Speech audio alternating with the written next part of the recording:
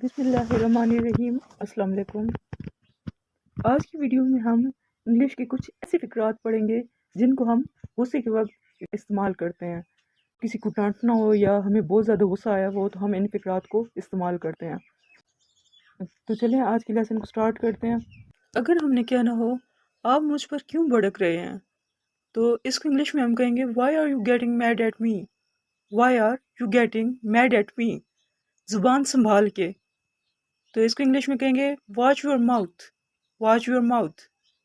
मैं तुम्हें छोड़ूंगा नहीं। अगर हम किसी को गुस्से में कह रहे होते हैं, अक्सर ये कहते हैं कि मैं तुम्हें छोड़ूंगा नहीं, तो इसको इंग्लिश में अगर हम बोलेंगे तो इसको इस तरह से बोलेंगे आई वॉन्ट स्पेयर यू।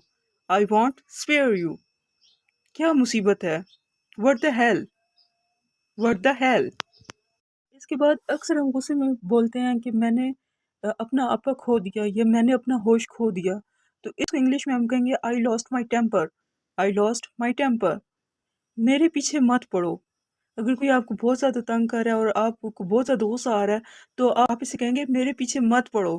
तो इसको जब हम इंग्लिश में बोलेंगे तो इस तरह से बोलेंगे don't nag me. Don't nag मी।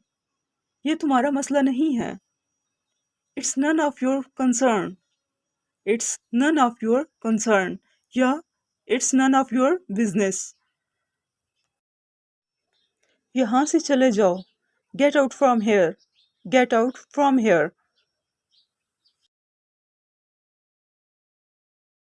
हमारे साथ ऐसा ही होना चाहिए था। You deserve it. You deserve it. खुद को समझते क्या हो तुम।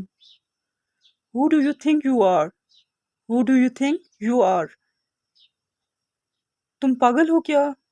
तो इसको इंग्लिश में कहेंगे are you insane. Are you insane.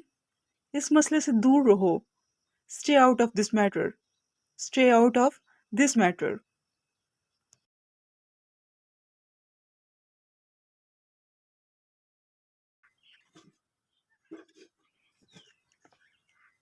बहुत हुआ, देखो अब।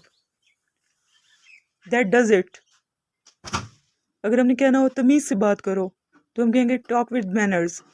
Talk with manners. हिम्मत कैसी हुई तुम्हारी। How dare you. बस बहुत हुआ। Enough is enough. इतने लापरवाह कैसे हो सकते हो तुम। तो इसको हम इंग्लिश में कहेंगे how could you be so careless. How could you be so careless. अपनी औकात में रहो। Be in your limit. मुझे मजबूर मत करो। Don't force me. बस देखते जाओ। Just wait and watch. Just wait and watch.